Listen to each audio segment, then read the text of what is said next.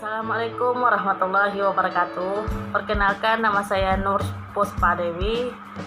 Saya dari program studi pendidikan Pancasila dan Kewarganegaraan Universitas Riau angkatan 19. Di sini saya akan menganalisis tentang Undang-Undang Cipta Kerja.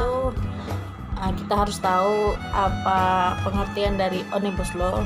Omnibus Law adalah aturan yang mengatur bermacam-macam aspek yang digabung menjadi satu perundang-undangan atau bisa dikatakan satu undang-undang yang mengatur banyak hal.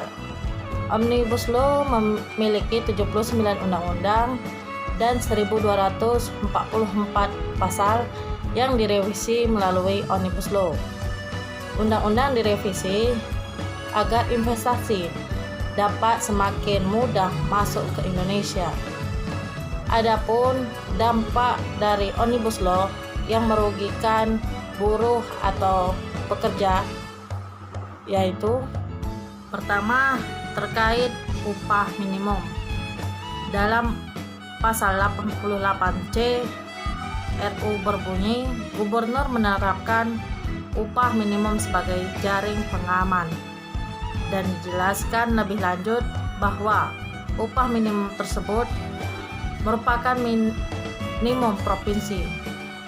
Pada peraturan pemerintah nomor 78 tahun 2005, penetapan upah dilakukan di provinsi serta kabupaten atau kota sehingga menetapkan UMP sebagai syarat. Yang kedua yaitu memangkas pesangon.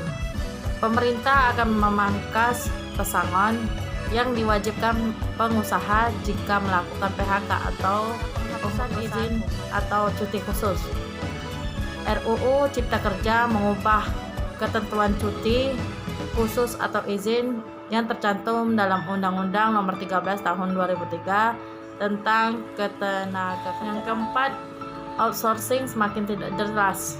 Omnibus Law membuat nasib pekerja alih daya atau outsourcing semakin tidak jelas karena menghapus pasal 64 dan 65 Undang-Undang Ketenagakerjaan yang mengatur tentang pekerja. Memberikan ruang bagi pengusaha mengontrak seorang pekerja tanpa batas waktu.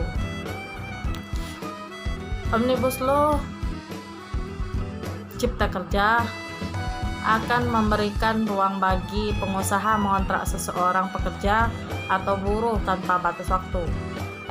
RUU Cipta Kerja menghapus ketentuan pasal 59 Undang-Undang Nomor 13 Tahun 2003 tentang adanya sekulim permasalahan dalam RUU Cipta Kerja tersebut. Sebaiknya kita mengevaluasi kembali tentang semua nilai-nilai dalam Pancasila, sebagaimana cara pandang bangsa Indonesia, baik itu dari segi hukum, ekonomi, politik, sosial, budaya, dan meletakkan Pancasila sebagai kacamata dasar. Tentu ini bertentangan dengan sila-sila yang ada di Pancasila, termasuk sila keempat dan sila kelima. Untuk sila keempat yang berbunyi, kerakyatan yang dipimpin oleh hikmat kebijaksanaan dalam permusyawaratan perwakilan.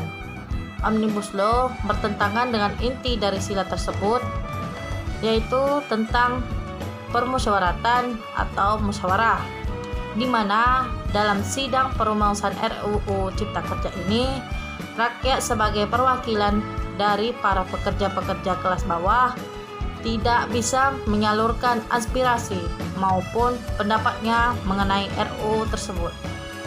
Walaupun anggota DPR pada saat itu udah untuk mewakili rakyat, tetapi itu tidak cukup dalam menampung semua aspirasi dari semua rakyat, terutama yang bekerja sebagai buruh.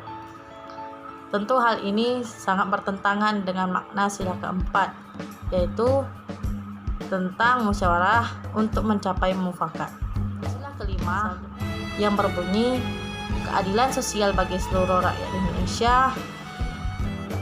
Di dalam sila ini Omnibus Law bertentangan dengan keadilan yang diterima antara investor yang datang dan pekerja, buruh kelas bawah maupun menengah, di mana buruh yang dipekerjakan oleh investor tersebut mendapat upah yang lebih sedikit daripada upah selayaknya mereka dapatkan sebelum adanya Omnibus Law, sedangkan investor yang mempekerjakan mendapatkan upah yang lebih tinggi.